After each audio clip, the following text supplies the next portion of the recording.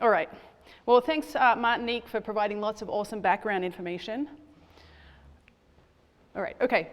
So Rio Grande silvery minnow, which is the species I'm going to be talking about today, is a member of this pelagic broadcast spawning reproductive guild.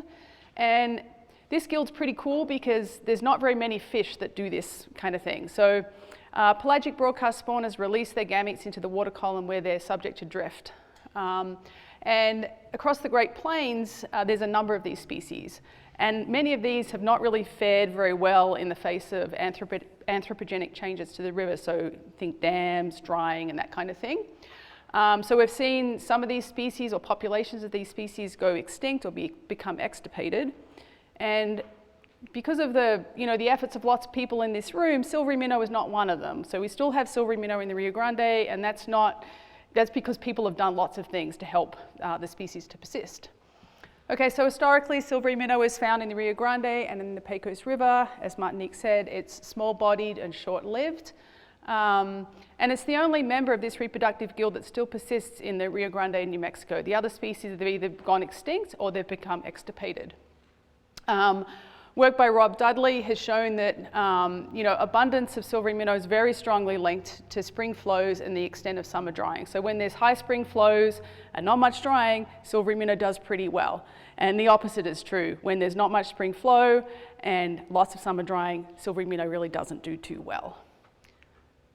And so one of the main tools that used for the conservation of silvery minnow has been augmentation of the wild population with fish reared, either reared in captivity from wild collected eggs or through captive spawning. And this has been done for a long time, which is very fortuitous for silvery minnow because we've been in a period of mega drought. And the abundance of the wild population has really, it's tanked at times, and the stocking of the wild population with these captively reared fish has really helped to sort of buffer the population to some degree. So we've been doing genetic monitoring on silvery minnow since 1999, so 2024 is 25 years of genetic monitoring. And this spans the entire period of augmentation of the species. And so one of the things that we're really interested in looking at is these periods of time here where we have low wild abundance and we have then lots of fish augmented into the population. And this has the potential to sort of change the genetic characteristics of the population. All right, so this should have been animated, but apparently it's not. So I'm just going to walk you through how this works. So we're going to talk a little bit genetics. So genetic drift is basically the random change in allele frequencies from one generation to the next. And there's lots of potential causes of genetic drift in Rio Grande silvery minnow. So we've got our little school of silvery minnow up here. These fish reproduce, and these are the little eggs here, and the colors represent different alleles or different genetic variants. Okay, and so some of these, like a subset of these are going to be, so a subset of the fish are going to reproduce, and then we're going to collect a subset of these eggs. And then they're going to go off to the hatchery, and they're going to get reared up there till they become big and strong and happy fish, and they're going to avoid some of this, and so that's good. And then these fish are then going to be released to the river, and then a subset of these are going to survive that release. And so there's a potential that the frequency of alleles here is not the same as up here, right? So we have the potential to change what's going on. Everyone got that? Okay. All right, so why conduct genetic monitoring? Okay, so it's pretty well established that populations with high genetic diversity and larger effective population size have greater evolutionary adaptive capacity to respond to ecological stresses. As we all know, environmental conditions in the Middle Rio Grande are highly variable, so we have dramatic fluctuations from year to year. We've released a crap ton of fish. Sorry, that's not scientific, but we've put lots of fish back into the river. And so this means that genetic diversity can be affected over contemporary timescales. All right, so our objectives of the genetic monitoring program are basically to quantify the trajectory of genetic change over the past 2 decades using microhaplotypes, and I'll talk about them in a little bit. And we have this new tool, which is a sex-specific marker for silvery minnow. So this now allows us to actually look at the sex ratio in the wild population using this marker. So as I mentioned, we've been doing this for a long time. So the genetic monitoring program for silvery minnows started in 1999, and we used until last year these microsatellite loci. So we were looking at basically 10 molecular markers. We've written some papers about this stuff, so I'm not going to talk about that. And then we basically wanted to transition the genetic monitoring program to be able to look at more parts of the genome, okay? And we're doing this using something called SNPs, so that's a single nucleotide polymorphism. It's the most common change in the genome. There's lots of them. And new sort of technologies allow us to look at lots of these things. So that's cool. So basically, to develop these markers, we took a subset of our temporal samples that span some of these major events in the wild population. And we identified variable positions in the genome that represented just over 3,000 different loci. Okay, so then we basically take that data and then we develop markers that just target a subset of these that then can be monitored on an annual basis, okay? And so this is referred to as a GT-seq panel, so that stands for Genotyping-in-Thousands by sequencing. So this technology basically allows us to amplify up hundreds of different parts of the genome in a single reaction and then sequence, basically we can sequence 1,000 individuals at these 300 different parts of the genome in one reaction. So it's very cool, makes it cheaper, and we can look at lots of stuff. Okay, so this data is pretty much hot off the press, so it's preliminary, so just bear that in mind. Okay, so these up here, we have the Silvery Minnow chromosomes. So we now have basically a chromosome level genome assembly for Silvery Minnow. And so yeah, our markers are spread throughout the genome, and our 300 markers are obviously a subset of these. So today I'm going to be talking about data that's collected that represents basically every temporal sample that we have for Silvery Minnow over the entire span of the genetic monitoring program. And we've gone back to this archive material and sequenced a subset of individuals using this new set of markers. And we've tried to include the spatial scale as well as the temporal scale of the monitoring program. Okay, so why do we care about the sex ratio? So let's get back to that for a minute. So basically, a biased sex ratio in the population can reduce the effective population below its theoretical maximum. So if you have very few females and lots of males, then your effective size is going to be smaller than it would be if you had an equal number, right? And when you have a smaller effective population size, genetic diversity is going to be lost more rapidly from the population. So cool thing is we can go back, we can look at this. This is across the entire time series. Forget 2020, for some reason the marker didn't sequence. We don't quite know why. But basically across the entire time series, there's a 1-to-1 sex ratio of males to females in the population. There's one exception, and it's where it differs significantly from 1-to-1, and that's 1999, where we have in our sample, which is relatively small for 1999, we have it's biased towards males. Okay, so some genetic diversity statistics. So basically we use a resampling approach to sort of generate some benchmark metrics that we want to try to stay above. And so that's these dotted lines here. So this is gene diversity and this is observed heterozygosity. And so for the most part we see that our benchmark values are, our values in the annual samples are above the benchmarks from 2002 to 2015. And so basically through 2018 we found that despite there being population bottlenecks, augmentation has presumably helped to maintain diversity in the population. However, we do see that there's been a significant reduction in where did it go? Ooh, that's like magic. It went away at the bad point, right? Okay, so basically what we see here is that we are starting to see some of these values kind of creep downwards to below these benchmark values. And we saw this as well in our 2005 sample, and that's not too surprising given 2003 and 2004 were really horrendous years for Silvery Minnow, and really before augmentation had really kind of ramped up. We also find that observed heterozygosity exceeds expected heterozygosity in some years, and this is often a signature of population bottlenecks. So basically we find decreases in observed heterozygosity following a multi-year population bottleneck. That's indicated by these vertical lines. Okay, so heterozygosity is not a great metric for measuring changes in diversity because you can have a really bad bottleneck and heterozygosity really doesn't get affected all that much. allelic richness is more sensitive. And so what we see here is a similar kind of thing, is that, okay, so over here we have, this is like pre-augmentation stuff, so Silvery Minnow wasn't doing too great here from a genetic standpoint. We find, these values of allelic richness, they're kind of all over the place, but they're generally maintained. But since this bottleneck here, where we had a severe reduction in the wild population and then essentially a replacement with hatchery reared fish, we see that diversity's taken a bit of a hit. So we find that genetic drift associated with population bottlenecks and augmentation has resulted in a significant decrease in allelic diversity following this multi-year population bottleneck. Okay, this is a metric that sort of measures the variance in inbreeding in the population. And if there's inbreeding in the population, you expect heterozygosity or homozygosity to be correlated between different parts of the genome. And this metric's affected by demographic history, so bottlenecks and then changes in allele frequency caused by augmentation, for example. And we're looking at values basically that fall above this line as significantly different from 1. And we see quite a few of these. And so this is a metric that we're going to sort of delve into a little bit more and incorporate into our monitoring.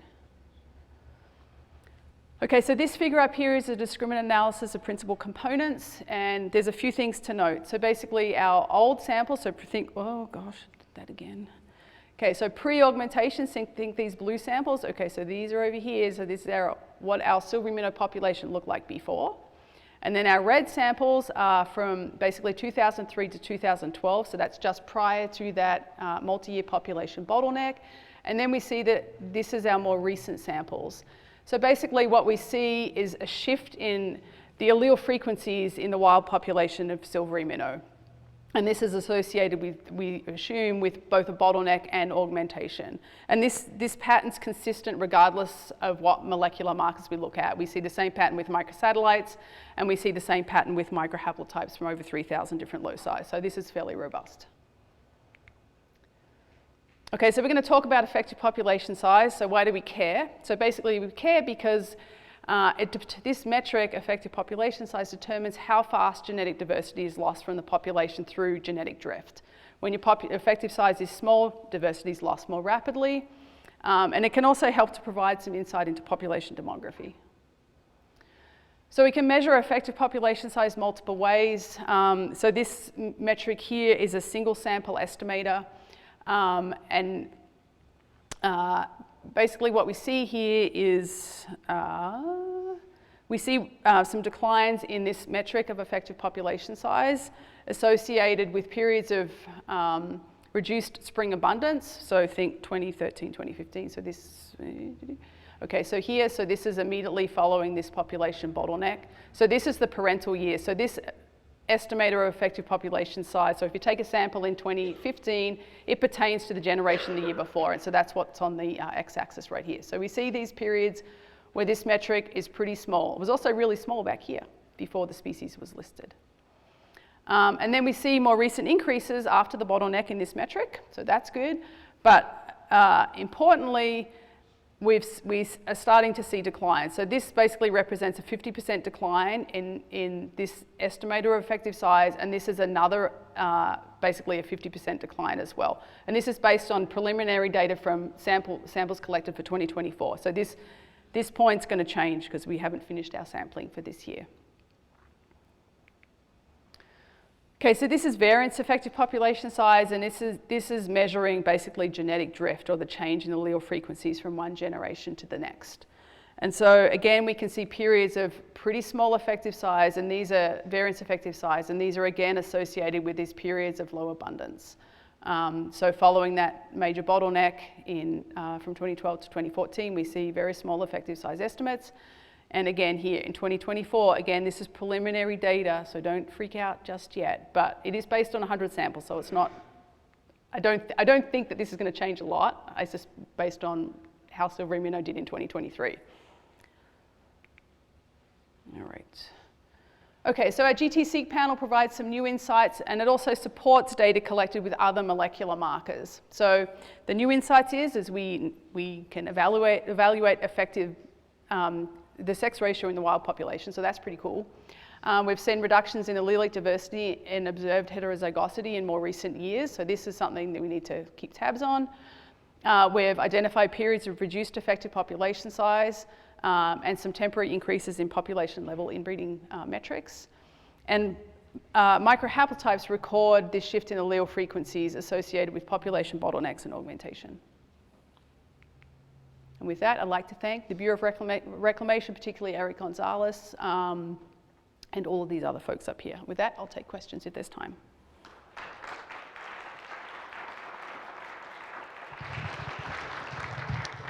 Thank you. Does anyone have a question for Megan? Let's see, Zoe, we'll get you the microphone.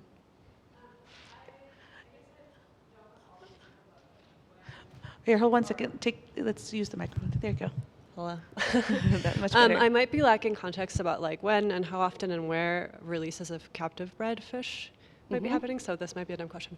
But have you analyzed for or seen any like phylogeographic structure or fragmentation with the dams? So, okay, so fish are released basically every single year, and they have been since basically 2003. So that's just so you have that background. We have looked for population structure like on the landscape, and no, there isn't any. I mean, we do see, like if you look at, you know, groups of eggs collected from one point in time or another, or one space in the river, they're genetically slightly divergent from other ones. But as far as like the dams causing structure, well, okay, so I'm going to step back actually. So before augmentation, we don't have the data to analyze that because silvery minnow is virtually gone from the upstream 2 reaches, and so we can't really look at that. And then since then, fish have been moved around a whole bunch, so that messes with our ability to look at it. In addition to that, because silvery minnow has these drifting eggs, that provides a mechanism of, you know, movement of genetic material that would also homogenize population structure. I mean, before augmentation, you probably could have predicted that there will be a difference between upstream and downstream stretches, but we don't have the data to look at that because we can't go back in time. Thank you. Are there any more questions? Cameron. In all of your results, when you say augmentation, is that the effect of releases? Yes. Okay.